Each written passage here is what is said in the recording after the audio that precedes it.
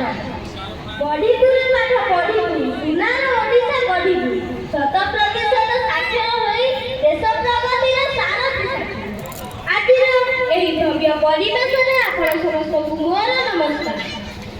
ସମ୍ମାନୀୟ ସଭାପତି ମହୋଦୟ, ମଞ୍ଚାସୀନ ଅତିଥି ପୂଜ୍ୟ ଗୁରୁଜୀ ଗୁରୁମା ଏବଂ ଏଠାରେ ଉପସ୍ଥିତ ମୋର ସାନ ବଡ଼ ଭଉଣୀମାନେ, ମୋର ନାମ ଭ୍ରମଣାଦିତ୍ୟ।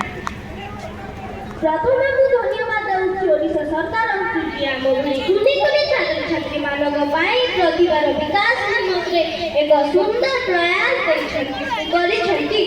ଏହି ପ୍ରୋଗ୍ରାମ ଜରିଆରେ ସରକାର ଲକ୍ଷ୍ୟ କଲେ ଯେ ଅଧିକାଂଶ ଛାତ୍ରଛାତ୍ରୀ ବହି ପଢ଼ି ପାରୁନାହାନ୍ତି, ଅକ୍ଷର ସଂଖ୍ୟା ଚିହ୍ନି ପାରୁନାହାନ୍ତି। ଏଣୁ 2021 ମସିହା ଜୁଲାଇ ମାସରେ ଆମ ନିପୁଣ ଭାରତ କାର୍ଯ୍ୟକ୍ରମ ଆରମ୍ଭ ହେଲା। 2024 ମସିହା ସେପ୍ଟେମ୍ବର ମାସରେ ଆମ ରାଜ୍ୟ ସରକାର ନିପୁଣ ଭାରତ କାର୍ଯ୍ୟକ୍ରମ ଆରମ୍ଭ କଲେ। ନିପୁଣ ଓଡ଼ିଶା ଭାରତ ସରକାରଙ୍କ ଶିକ୍ଷା ମନ୍ତ୍ରଣାଳୟ ଅଧୀନରେ ଏକ ପ୍ରମୁଖ କାର୍ଯ୍ୟକ୍ରମ।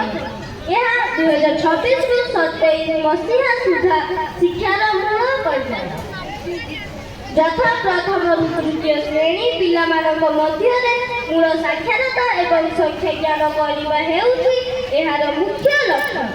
ଏହାର ମୁଖ୍ୟ ଉଦ୍ଦେଶ୍ୟ ହେଉଛି ଯେ ତୃତୀୟ ଶ୍ରେଣୀ ସୁଦ୍ଧା ପିଲାମାନେ ବହି ପଢ଼ି ପାରୁଥିବେ, ଉତ୍ତର ଲେଖି ପାରୁଥିବେ ଓ ନିଜ ମନ କଥା ପ୍ରକାଶ କରିପାରୁଥିବେ।